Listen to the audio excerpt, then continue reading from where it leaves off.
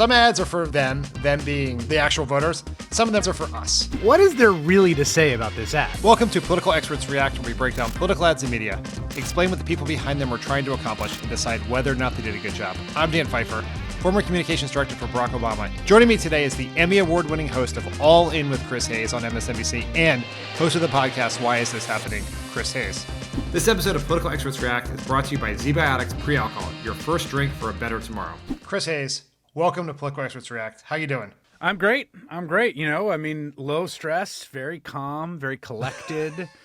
Yes. Not living my life moment to moment based on whatever pops up in the news cycle and makes me think we're doomed. But so just like the rest of us, basically. Mm-hmm. We got a bunch of really cool ads to watch today, but before we get into that, I just learned that you are writing a fascinating new book about attention. Tell us a little bit about it and when it's coming out.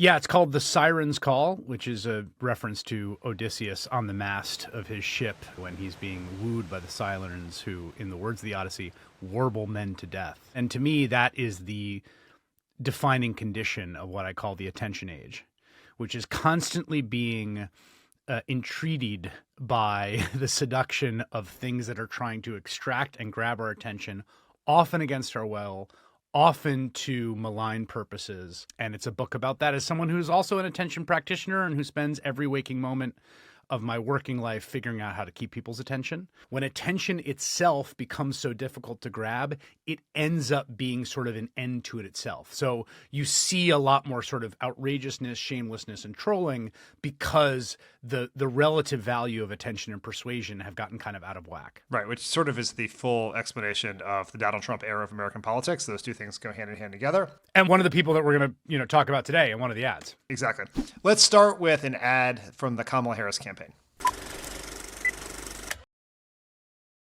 Donald Trump's back, and he's out for control. I would have every right to go after them. Complete control.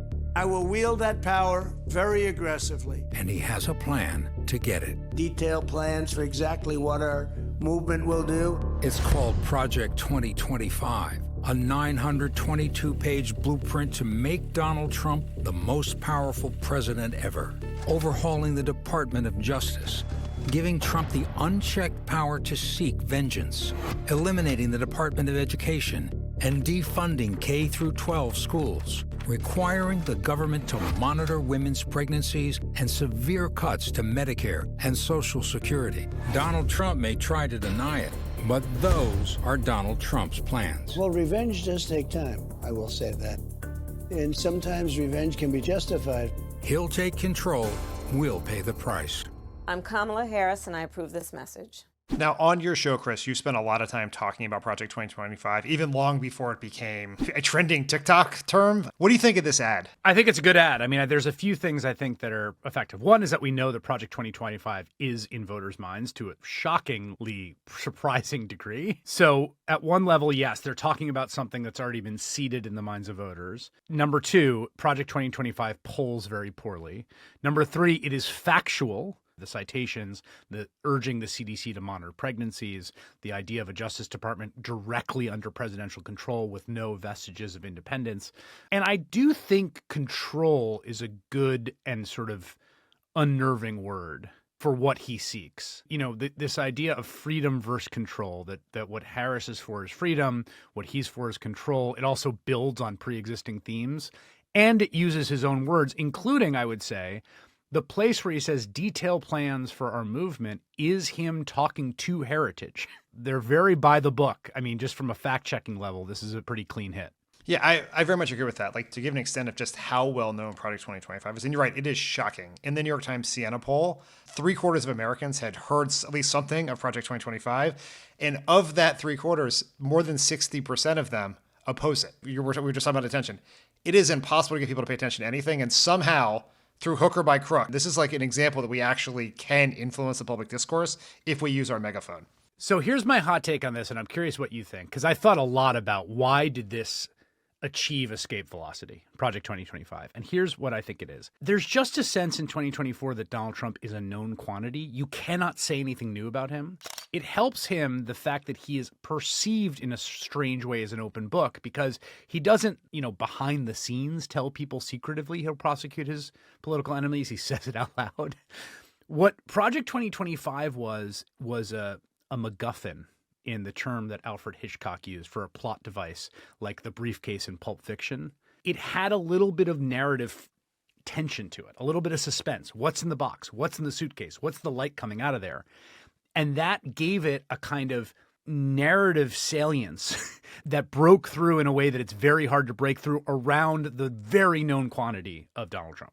I always used to joke back in the Trump era that if Trump had sent a memo to his attorney general about prosecuting people and that had been discovered by the New York Times and Washington Post, it would be the giant scandal. But because he just tweeted out the crime, no one cared. And Project 2025 is a little bit like that, right? And because he denies it, it seems even more true than if he just says it. Yes, and I think that's a very smart part of the ad. He may deny it, and then having him talk about it. And the last thing I'll just say, meat and potatoes. Abolish the Department of Education is clearly and flatly in the Project 2025. In Heritage's own fact check of things they said were myths about Project 2025, a fact check which itself was dubious, they say, yes, we want to abolish the Department of Education, and that's probably an 80-20 upside down poll number in terms of how popular that is. Every once in a while, it's nice to know that the old rules of politics still exist. Abolishing the Department of Education has been a core Democratic attack on Republicans since Newt Gingrich became Speaker, and it was part of the Contract for America was to abolish the Department of Education. And so you go all the, it's so funny because it's like he's going to prosecute his opponents, going to take complete control of the government. He's going to seek vengeance. Oh, and also he's going to do this thing we've been hammering Republicans for decades. A normie Republican position. Exactly. Yeah. And the use of the term control you hit on is really right. That is what gives people fear about a Trump government, is they're going to take control of their lives. And that is something that was opened up because of Dobbs, right? Prior to Dobbs, that seemed kind of like a Democratic fantasy, fear-mongering. But in a post-Dobbs world, the idea that they will actually take control of your lives is what gives people fear about MAGA. All right, people, we are less than 2 months away from the 2024 election. If you appreciate all the content that we have been bringing you to stay informed of this incredibly important election, I'm going to ask two things of you. First, please smash the subscribe button on the Pod Save America YouTube channel. The more people that subscribe to our channel means that more people will see our videos. It's incredibly important to get this content out there to as many people as possible before the election. Second, after you've done that, be sure that you subscribe to my Messagebox newsletter. If you like Pod Save America and the show, I guarantee you'll love Messagebox. It will help you understand this election. I break down the polls, I talk about the news, I contextualize what's happening, and perhaps most importantly, I give you the talking points and advice you need to talk to the persuadable voters in your life. The link to subscribe to Messagebox is in the show description below. Sign up for both. Please smash those subscribe buttons. Thank you so much. The next ad we're going to watch is from Josh Stein, who's running for governor in North Carolina.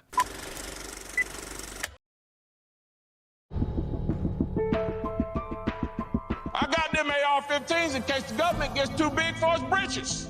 Because I'm going to fill the backside of them britches with some lead. Go into battle and take the head of your enemy.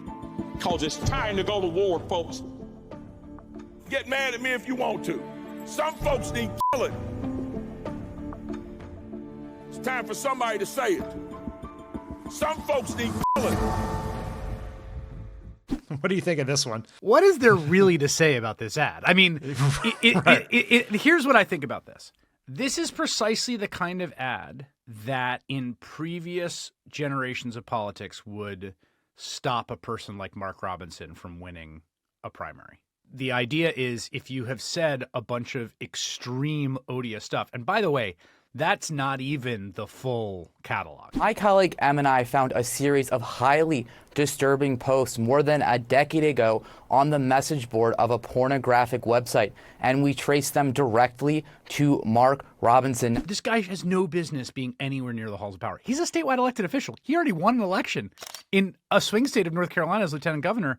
The bet here, which I think is interesting, is yes, gravity still exists. It may not exist for Donald Trump, but it's going to exist for this guy. And here are his own words. Do you want this guy to be governor? It's the simplest thing in the world. Right now, he's behind the polls. He should get clobbered. Yeah, I think that's right. What I like about this ad is it's just his words. There's no voiceover. There's no like cuts or weird pictures or any of the sort of traditional things that are signifiers to voters to disbelieve what they're about to see next, right? Which is how a lot of political ads play. It's just this guy's voice, nothing else, and then just the words on the screen saying he's extreme, dangerous, and unfit to be governor. It is like a distillation of the message. Like, I would love to see him put up Mastriano numbers, but he is running in a state that's a few points to the right of Pennsylvania, and he's running in a presidential election year with an electorate, is 40% larger than it was in 2022, and it's going to include us a lot more folks who would potentially be open to supporting this. You're going to get fewer Republican voters willing to split their ticket in a presidential election year, which is the reverse of how it used to be. In the old days, it would be the most doctrinaire Republicans, but now it's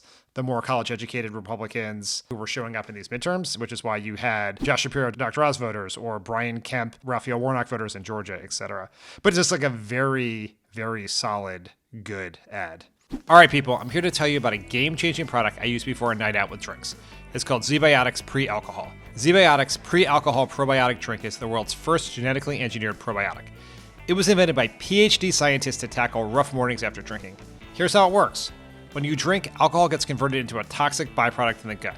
It's this byproduct, not dehydration, that's to blame for your rough next day. ZBiotics Pre-Alcohol produces an enzyme to break this byproduct down. Just remember to make ZBiotics Pre-Alcohol your first drink of the night. Drink responsibly, and you'll feel your best tomorrow.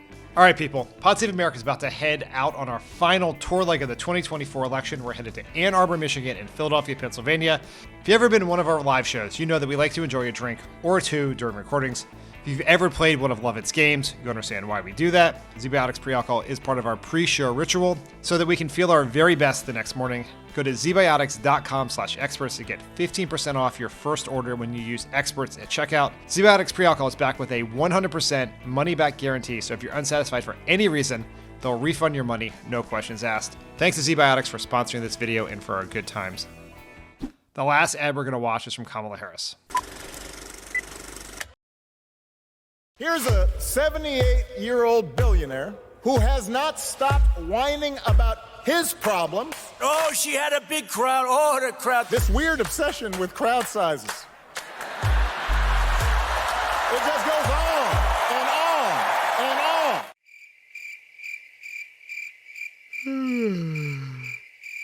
America's ready for a new chapter. We are ready for a President Kamala Harris. I'm Kamala Harris, and I approve this message. This ad sort of fits in what we were talking about before about how you use ads to try to get attention. In this case, the attention of one very specific man. Yeah. What do you think of it? I would be curious. I doubt there's much spending behind this ad. This seems like bait. This seems like trolling. This seems like the kind of thing that you basically want to wave the red cape at Donald Trump and have him charge. I mean, it's a fun ad. It's a trolly ad. It's sort of like mirthful. But I can't imagine they're putting points behind this in Allegheny County. No. Ironically, just to your point, it aired in two places, West Palm Beach and Philadelphia. Okay, where the debate was held. So I generally am not a fan of the sort of the Lincoln Project idea to get him to respond. So this was, I think, a little fun from the Harris campaign to eat up some of the hours before the debate, because they released it in the morning, in the hopes that he would see it, Trump would maybe see it, and react to it in some way, shape, or form. I don't know whether he ever saw this ad, but they were right on the money of the kind of thing to do to make him react in a destructive way, because when she made the similar attack without the hand gestures is when he lost the debate for sure. They were right about what lure to put on the hook to throw into the water. Yes. They chose the correct one out of the tackle box. There's some ads are for them being the actual voters, and some of them for us, right? Just for the partisans who deserve this level of fun. And I feel like this ad was for us. There's so many different channels to talk about politics and ways of communicating to different parts of what you hope is a majority coalition. And not all of them are the traditional buying on the local evening news or, Monday Night Football in Pennsylvania. We used to call them show buys in the old day, where you'd you take the ad and you'd have to literally have someone, even as far back as 2008, we used to have someone courier the tapes over from the ad maker to the morning show so they could air it in time. Now it's a much more That's wild, streamlined dude. process. That's amazing. I know. Only whatever that was 16 years ago. Wow. That was the best way to get it there. But now you can just put it up there and just let the market decide. It's like let the people on TikTok decide if they want to share it, and it goes viral and it's free content. Well, Chris Hayes, thank you for joining us. This has been a ton of fun. We've learned a lot. Everyone check out Chris's book. Pre-order it now. It sounds absolutely fascinating. Thanks, Dan. I had a really good time. Thanks for watching these ads and videos with us. If you have anything you'd like us to break down, let us know in the comments. See you all next time.